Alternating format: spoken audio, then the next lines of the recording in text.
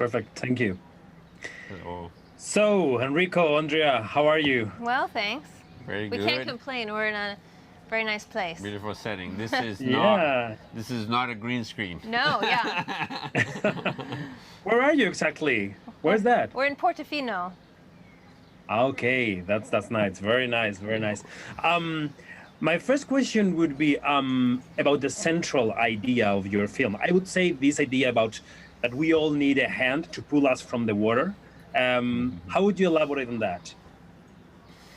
Yeah, it's been an interesting movie to really sum up in one phrase thematically, because we do have some layered themes, but you're owning into the spark of it too, which did come from me asking myself, would have I gone out into the world, would I have become who I am if I hadn't met my best friend, who did pull me out of that kind of more sheltered, timid world.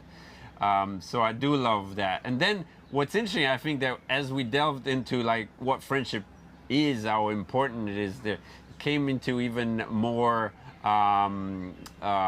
view that there's even more we do, right? We see each other. There's a full acceptance in friendship that is wonderful, enabling each other, even seeing the potential of a person more than we can ourselves, right? This idea of silencio Bruno is a wonderful way of saying, don't listen to your voices. You can do it, right? That friends even know better than we do what we are capable of. So those are the things that come to mind. Mm-hmm. Another layer of the film we could say is accepting who is different from you, your family, or your village. That idea, I would say, was present in The Little Mermaid, like 3 decades ago. Do you think that it's still necessary to have this idea in a movie? Yeah, I think that feels like an important theme. I think Luca as a character really represents, I think, the main thing that can keep us connected rather than apart, that can keep us learning instead of fearful, which is curiosity. And he really embodies that in his character, and he really kind of seeks, to learn about things and to experience them. And I think that, I wish that theme was over in the world, that there was no need for it, that there's no reminder, that there's no new version of it. But it feels very relevant and very important to say. I mean, our audience is largely, we want the whole, we make our films for everybody. But, we have kids as our audience. And I think that, that's a message that feels important to continue sharing. Mm-hmm. About the art, about the concept of these sea monsters who look like Italian people at the bottom of the sea. How did you come up with this concept, Enrico? It was a strange idea for sure. I love all sorts of shapeshifters or tricksters, folklore from all over the world has these interesting, like foxes in Japan that can look like humans, or the Selkies of Ireland. That is a little bit what got me thinking. There's wonderful legends here of dragons in this region where I grew up. But I put it together a little bit, with this idea, what if actually they could look human? So that there are sea monsters under the water, but that they could hide in plain sight. So that someone could be on a rock and look, oh yeah, I'm a human, nothing to see here, everything's fine, pass by.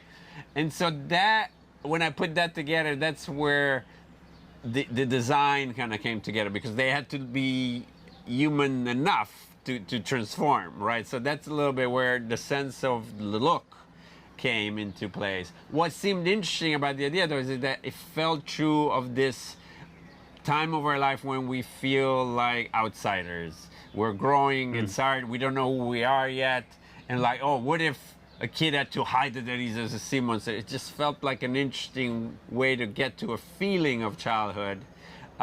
If you had, that sometimes we feel ashamed, sometimes we feel our body's changing every day. So that's what felt interesting, even to some of our colleagues early on, like, oh, there's an interesting feeling here that I felt in a weird way, that I was not belonging anywhere.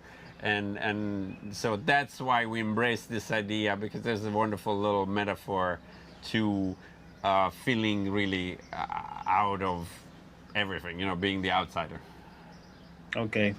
And my last question would be about premiering your film on Disney Plus. I mean, I don't know if you are going to miss the big screen somehow, or you. I mean, how does it feel premiering on Disney Plus?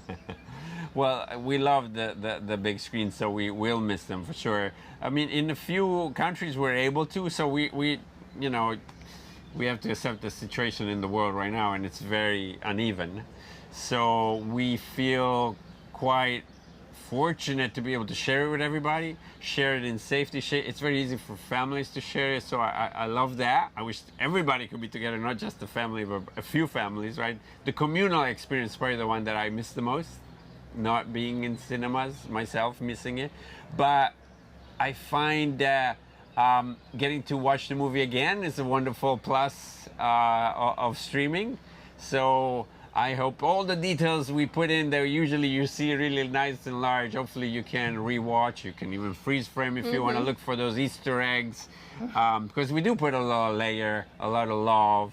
So that is that is a nice plus of it that I feel it comes with that. We certainly want families to be safe, and you know, it really is a privilege to share this film with the whole, you know, with much of the world on the same day, and so we definitely appreciate that aspect of it.